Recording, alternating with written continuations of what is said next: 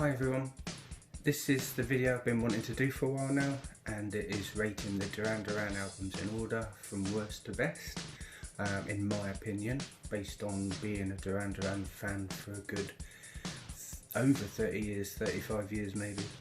So some albums are placed where they are because of the situation I was in at certain times in my life. So it's not really a reflection on the album itself sometimes, just how I view them now in 2020. So before I start, I've got my coffee, and today I am drinking this. Okay, so we're starting off with my least favourite Duran Duran album, and that is Astronaut, which is the reunion album from 2004. It's basically got the original lineup back together, which includes Roger and Andy. Duran Duran have carried on for some time with just Nick, John and Simon, with John leaving towards the latter part of the 20th century. And the reunion album is a bit of a mixed bag really for me. Wasn't my favourite single to start the comeback, and that is Reach Up for the Sunrise. I preferred Duran Duran's moodier, darker stuff, so Sunrise is quite a poppy song, did quite well in the charts. But the album as a whole is a bit of a mixed bag really. You've got sort of poppy songs at the front end, and then the sort of darker, more atmospheric stuff at the back end, which is the stuff I prefer really. So my least favourite Duran Duran song possibly is Bedroom Toys. I know it's a cheeky, fun, tongue-in-cheek kind of song, but it's not for me, unfortunately. Highlights would include What Happens Tomorrow, Nice, Finest Hour, Chains, Point of No Return, some of the darker stuff on the latter part of the album really. So yeah, wasn't really into Duran Duran as much as I used to be at the point this album came out, which may explain why I've never really got into it, but that's just my opinion, like I say. But it could have been better. And only marginally better, in my opinion, is Red Carpet Massacre, which was the album that came after Astronaut 3 years later. Andy Taylor had left the band again by that point, and this was produced by Timbaland and Timberlake mostly, and it was Duran Duran searching for more contemporary sound, which I think at the early part of the 21st century Duran Duran kind of misunderstood really what they should have been aiming for, I guess. They did find their groove in the latter part of the late 10s and now into the 20s.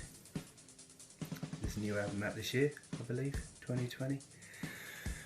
But yeah, it's kind of like stripped of the Duran Duran personality, this album. It's all about the production. Some good songs that have been kind of distilled, I guess, by the production. There is one of my favourite Duran Duran songs on here though, which is Dirty Great Monster, and there's also a bonus track from this era called Cry Baby Cry, which was really good. Box Full of Honey's okay. There's a couple of other good tracks on there, but again, this album's not for me, and couldn't really recommend it if you were coming in as someone who doesn't know of Duran Duran very much. So there would be many other albums that I would recommend before listening to this one, but like I say, if you were putting a compilation together, there's a couple of good tracks that you could pull out, and they would be Box Full of Honey and Dirty Great Monster for me. But And I've just noticed that Cry Baby Cry is on here, which is good. I didn't even know that, so I've learned something. Right, moving on.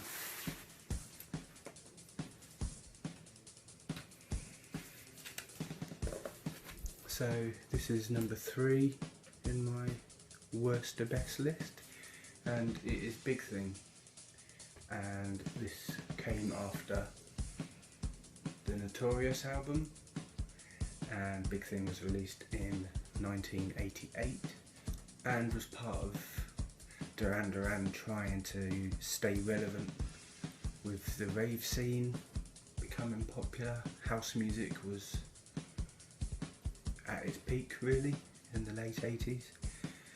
There's a couple of really good standout tracks on here. Do You Believe in Shame is a great single.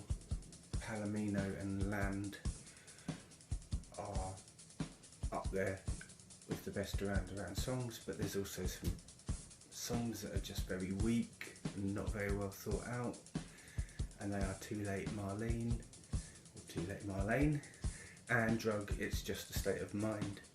There's a couple of interludes. It's a very scrappy, messy album, and again with Duran Duran, the front end is more poppy than side 2 or the back end of the album. The singles were okay. I Don't Want Your Love and All She Wants Is were pretty decent for the time. All She Wants Is still one of my favourites. Yeah, another mixed bag really. This is start of the messy period for Duran Duran, which they got stuck in for quite some time.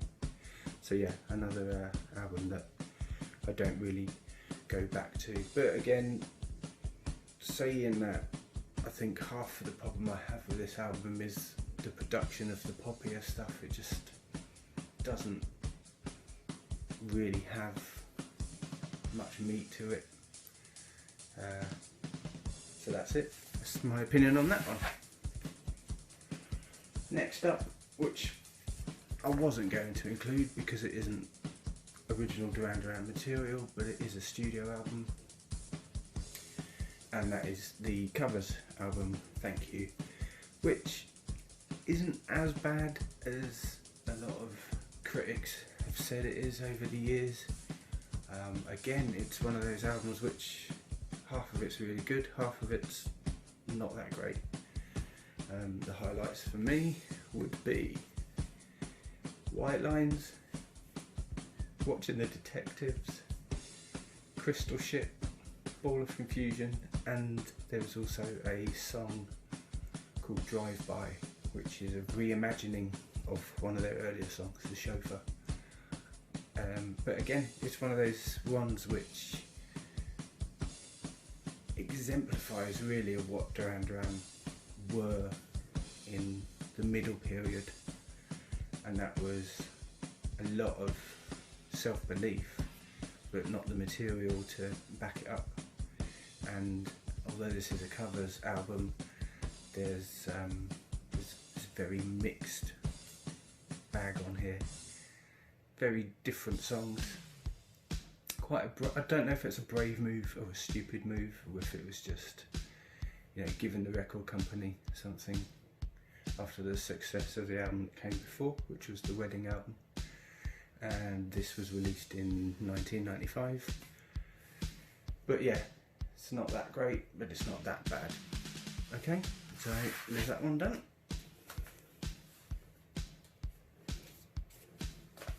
And then follows Liberty, which for me suffers, again, it's that whole bravado without the songs to back it up. Some decent songs on here, I guess, but again, the production lets the whole thing down. This came out in 1990, which is the follow-up to Big Thing, so it carries on from that sort of, leaving the house music behind, and that really just left Duran Duran with no identity anymore, I think, and I think they struggled for a few years. with the occasional resurrection of what Duran Duran are and should be about. But yeah, this album starts off with Violence of Summer, which in my opinion is one of the worst Duran Duran singles ever.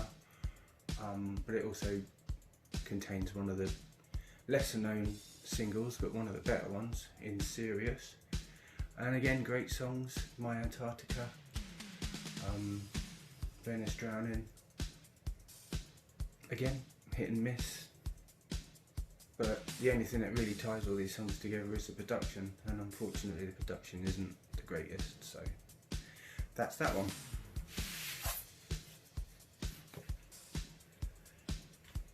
So next up is Medazzaland, and this comes from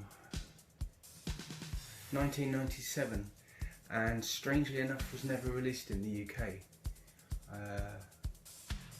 So I found this at the time to be very hard to get hold of. At the same time, I wasn't really going out of my way to get it because I kind of lost interest a little bit at this point. The lead singer single, Electric Barbarella, did quite well, but I wasn't really listening to radio or watching TV, so it passed me by. There was a good 2 or 3 years where I didn't buy anything from Duran Duran, wasn't really listening. Although they did release a really good single, Out of My Mind. The opening track, Medazzaland, Nick Rhodes' only vocal, which is interesting and kind of sets the album up as far as atmosphere is concerned, but it's a messy album and it's very bogged down in what it is. And John Taylor left during the recording sessions, and I think this is when Simon started getting a bit of writer's block, so Nick and Warren took up the songwriting mantle. So I didn't get to hear this album until around 3 or 4 years after it was released, where a friend did me a copy of it, and turns out I wasn't missing much. Just looking at a track listing, I can't really think of anything that stands out, but as an overall album it works a lot better than some of the albums that I've already mentioned, despite those albums having songs on there which I would put up at the top of the Duran Duran list. So after that we have Notorious, and Notorious was released at a time when I was listening to The Cure a lot and goth in general, so even though I was keen to listen to this album, and I did like the single Notorious and subsequently the single Skin Trade, it was another kind of lost Duran Duran classic, I was more into the goth side of things in 1986. And I remember the day that I went to buy this. I was going to London with my friend, and whilst we were going to the train station he saw his girlfriend and decided to go off with her for the day. So he went off and bought the vinyl, and I went to London and bought this on cassette. And the reason I bought it on cassette was because I'd actually stolen the money from my mum's boyfriend at the time. And I didn't want them to know, so I bought the cassette so that I could conceal it in my pocket when I got home. So there you go. But yeah, Notorious is a great track, Skin Trade is a great track. There's a few others, Hold Me is a really good track. Winter Marches On. But again, it's that whole mixed bag of songs that just don't hit the mark. For me, those are American Science and particularly Mito Presidente and Vertigo. They're songs that I don't really care for, but again, if I was compiling a Duran Duran best of, then there would be a couple of tracks from this album that go on there. But yeah, this was the first album that they released after the original lineup had split, which is when Roger Taylor, the drummer, and Andy Taylor, the guitarist, left.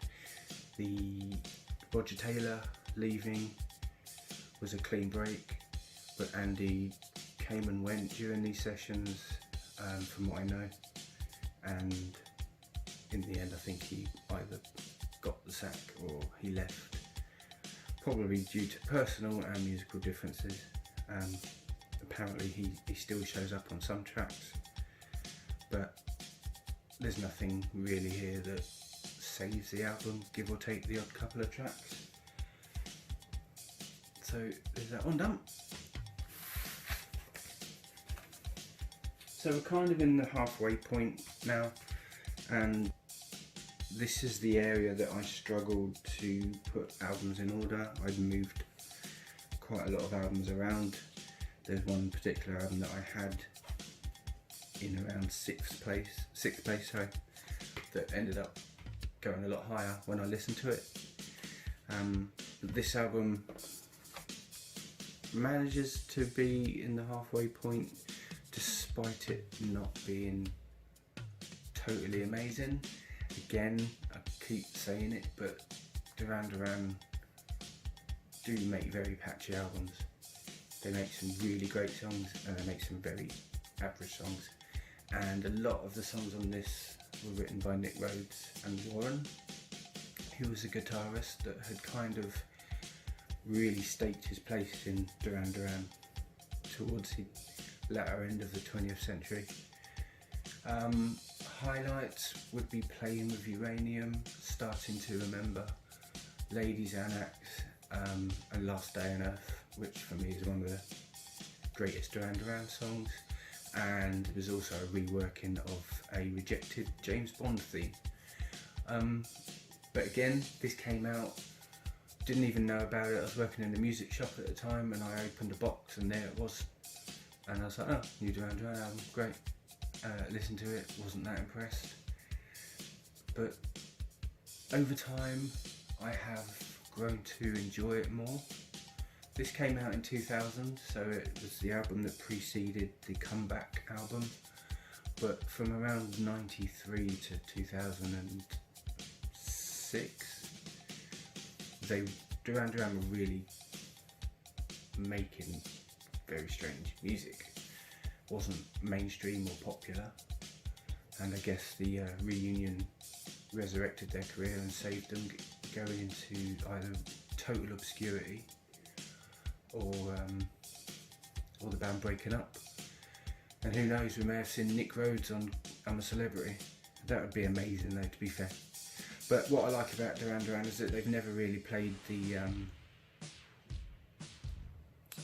celebrity show circuit.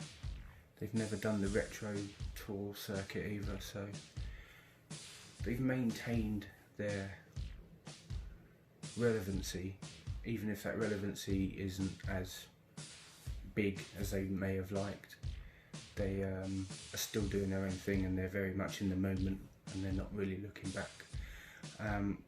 Unfortunately, that does mean that they've made some dodgy albums, but any band that has a career as long as this are prone to make some naff records. And this is kind of in the middle. It's hit and miss, but it's not the worst.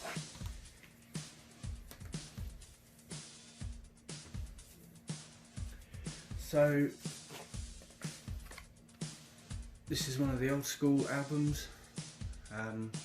Very briefly, I got into Duran Duran around 1983-84 when my next door neighbour gave me a load of records and tapes and fan club stuff, because she heard me listening to Kajagoogoo of all things, who were produced by Nick Rhodes. She goes, oh, you probably like Duran Duran, have some stuff, and if you like it you can have the rest of my stuff. And she gave me Rio on cassette, and I think she gave me the 7-inch of Is There Something I Should Know, which I played to death, and the B-side, Faith in This Colour. So she gave me all this fan club stuff, and the early designs of Duran Duran memorabilia and stuff was phenomenal. But yeah, so the one thing that I hadn't received off her was this album, and my friend from across the road let me borrow it. And there's some great songs on here. There's no bad songs on here, to be fair. But for me, the production lets it down. It's all synthesizers and vocals, drums and the bass and the guitar especially kind of get forced out a little bit.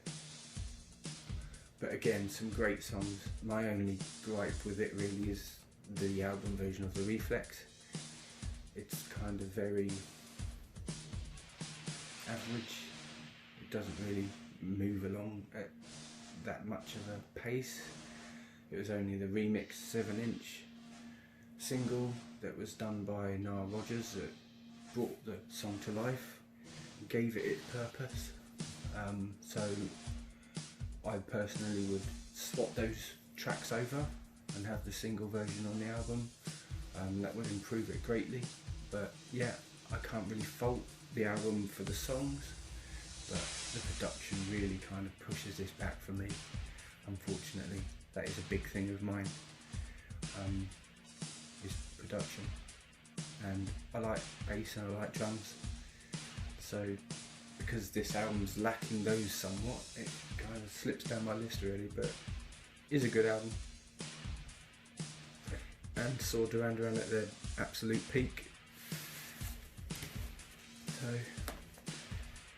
that's where that is. So we're moving on now. I think we're down to the last 5, so in 5th spot.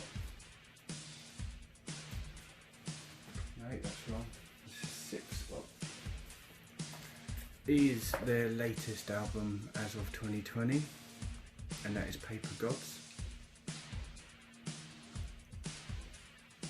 When I first saw the sleeve, I thought, oh my god, what have they done? But it has grown on me now. This thing is made to look like stickers, and there's a throwback to the days gone by, particularly the early days. Every picture on here is a reference to a Duran Duran sleeve or song or cover. So for instance, you've got the lips from Rio, you've got Cherry Ice Cream, which is a reference to the song Rio and is also on the front cover of Perfect Day. The Chauffeur's Hat, which is from the Rio album. The Pink Telephone, which is from the Rio video. The Tiger, it's from referencing Seven and the Ragged Tiger. You've got the Sumo Wrestler from the Girls on Film video. The Eye from Rio. Wild Boys, Union of the Snake, you know, View to a Kill. So lots of references there, although the music itself doesn't really refer back to that age, although it did follow on from All You Need Is Now, which was kind of an unofficial follow-up to the Rio album, and that'll be coming up in a bit. But for me, Paper Gods, when I first heard it, and for the first few listens, I could not stand it. It just seemed like generic background music. It seemed to be Duran Duran losing their identity. My wife agreed, but it is an album that when you play it over again, the songs do kind of grow on you, I guess. And as a collection of songs, it's actually one of their most consistent. Again, there's always that one song on there, and the song on this album that I cannot stand is Danceophobia. There's a couple of others that are a little bit weak, and there are some bonus tracks with this release that are outstanding, so they're always worth checking out. But yeah, it is a consistent album, I'll give them that. And this was, I don't know how many phases you could say Duran Duran have, but their latest phase, which includes 2 albums released in the last 10 years or so, have been quite consistent and good quality. So Paper Gods is there. And again, for the same kind of reasons, this is where I'm placing Duran Duran from 1992. It's also known as a wedding album, as the cover features all of the band members' parents' wedding photos. And at the time, I was not following Duran Duran at all. I was getting more into sort of indie stuff. I was listening to Rage Against the Machine, but I was also listening to dance music like Prodigy, Sunscream, I was getting into Depeche Mode at the time as well. So I was actually around a friend's when Top of the Pops was on, and it says that Duran Duran had a top 10 hit, which was, oh, okay, fine. And this was the first time I heard Ordinary World, and it was like, wow, they've really got their game back. So I went out and bought the Wedding album on CD. I think it was, well, it definitely was the first Duran Duran CD I ever bought, being a buyer of vinyl for most of my life. It got a bit difficult in the 90s and 2000s when vinyl had all but died out. But Wedding album's strong. It starts off with Too Much Information and then goes into Ordinary World, and then there's this weird bit in the middle with Love Voodoo, Drowning Man's Shotgun, and side 2 is a little bit hit and miss, but on the whole it's a really strong album. They included Femme Fatale, which is a cover version of the Velvet Underground, I believe. It's definitely a Lou Reed anyway. And I'm not a fan of random cover versions on albums, but you know, it's a long album and it's a good album. It's almost a great album, but there's something just that doesn't click, and it's that tiny little bit of darkness which kind of clogs the album a little bit. But yeah, it got me back into Duran Duran for a short while, until Liberty came out. Oh no, sorry, Liberty was before this. What came off was, oh yeah, Medazzaland. Yeah, well, enough said about that. But yeah, great album. Now this one was lower, and I guess it was lower purely because it's probably the Duran Duran album I've listened to the most, and I kind of got bored with it. But I played it again a couple of weeks ago and realised that it is a great album, and that it deserved to be a bit higher than I placed it originally, and that is the debut album, self-titled, featuring singles Girls on Film and Planet Earth, as well as the minor hit Careless Memories, which for me is one of the greatest singles they ever released. But something that is interesting, which is carried on into the packaging of the recent re-releases, is that the singles were indicated by there being red text. So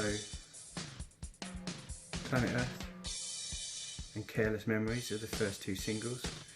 The next single was due to be Sound of Thunder, but because Careless Memories hadn't been a chart hit, the record company said you need to release Girls on Film.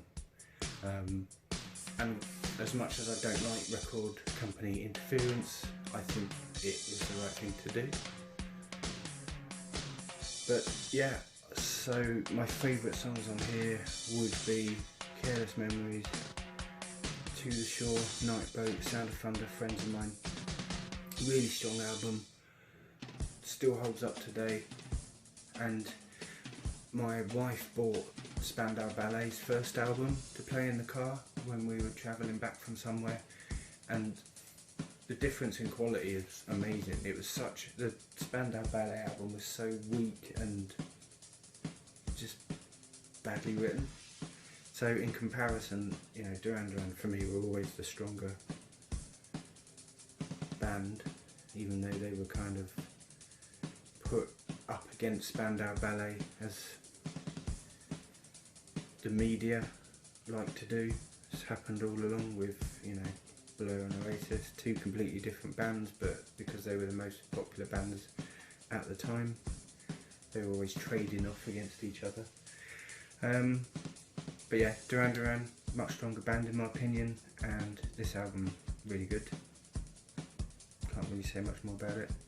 Full of great songs.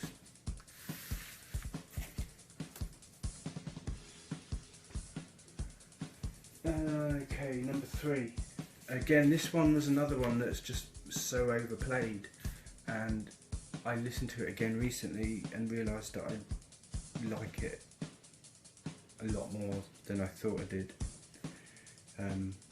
Be easy to say that I love this album, in fact, and that is the follow-up to their debut, Rio, which is the album that basically propelled them into the Super League, and rightfully so, you know. The first single they released after the debut was My Own Way, and it was a strange version when you compare it to the album version. So thankfully they had re-recorded it, and is one of the better songs on this album, along with Rio, Hungry Like a Wolf. My two favourite songs being Hold Back the Rain and New Religion, but there's not a weak song on this album, and Lonely in a Nightmare was a song I never ever really identified with, especially as a kid. I always liked stuff to move along, you know, with a bit of pace.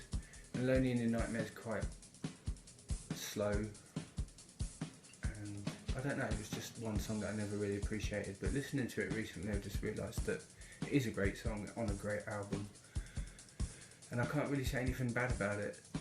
Production is really, really good, as it is also on the first album. I don't really have any negatives. Last Chance on the Stairway isn't my favourite song, but it's not a bad song by any means. And The Chauffeur is one of those songs which is just weird, and Duran Duran is mainstream pop, especially at the time, that had weirdness. And I like that. And I love this album, to be fair. So yeah, Rio is at number 3.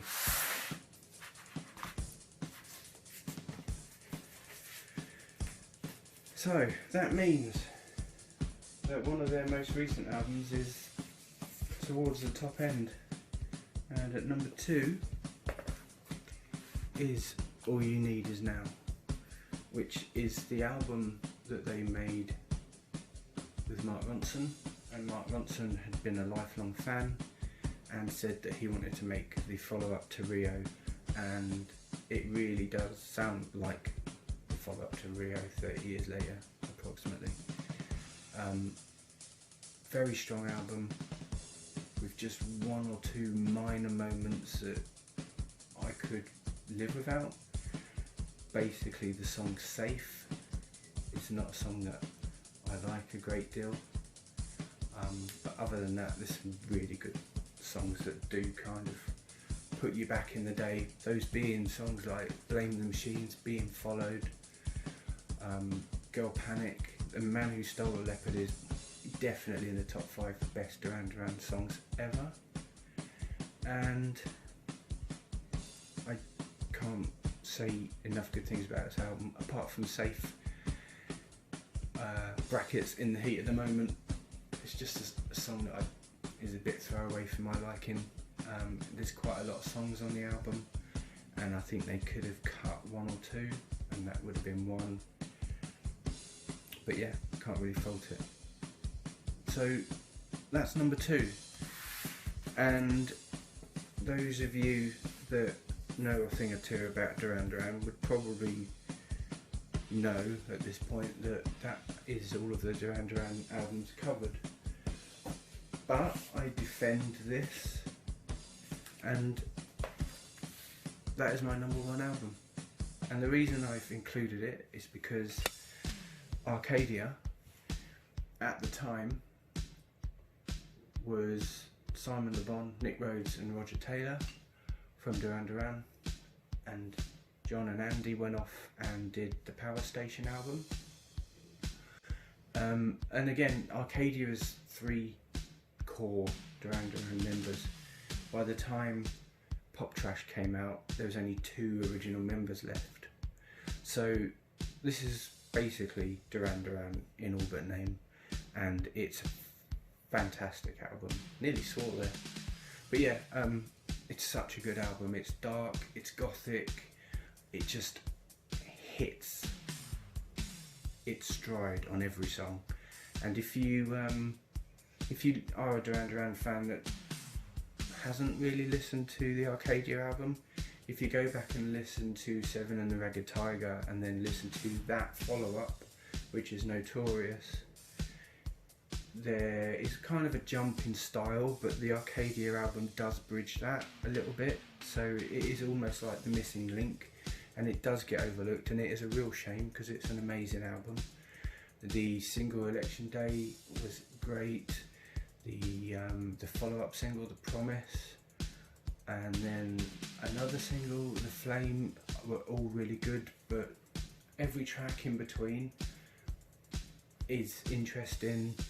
And the back end of this album, in the final two tracks, El Diablo and Lady Ice, are really the strongest things that Le Bon and Rhodes have ever done. There's pretty much only 4 songs on the B-side. One of those is 51 seconds, and the rest of them are way over 6 minutes, 6-7 minutes, and it's just the highlight of their catalogue, and I couldn't leave it out for that reason alone. It's just too good. And I remember at the time when this came out, which was I think November in 1985, I didn't have any money to buy this album, but thankfully Nick and Simon were on Radio 1 discussing the album, and they played most of the tracks from it, so I recorded it and just listened to it over and over. And then I did finally get the album and heard a couple of tracks that weren't played on the radio podcast. But it reminds me of a dark time, and a time of year when it was cold and it was wet and it was, you know, early evenings, dark. Just and very, even though it was released in November, it's a very sort of autumn album, and I always identify that with this. And autumn is my favourite season of the year, or fall if you are that way inclined to call it. But yeah, it's just a great album, and while I wouldn't recommend starting here, if you were looking to get into Duran Duran, I think you'd have to listen to it pretty early on, because it's just too good to leave out. And I think I've waffled on long enough. I'd be interested to see where you would place your favourite albums. Was I right to include Arcadia? And any other comments you feel like leaving, then please do. I appreciate that I'm not the best YouTuber. I'm not very good at talking to an empty room. And it is something that I do want to get into. So hopefully when I get more used to it and a little bit more confident, then I can provide some insightful videos. But if you did make it this far, I really appreciate it. It is much appreciated that anyone watches my videos, and I would like to bring out more original content such as this. So thanks for bearing with me, and I look forward to bringing another video to you soon. Alright, everyone take care, especially at this time in history when everyone was being told to self-isolate and avoid one another and to look out for one another, and that's the best thing you can do, is do it for yourselves, do it for your loved ones, and just all take care of each other. Thanks very much, and take care. Bye.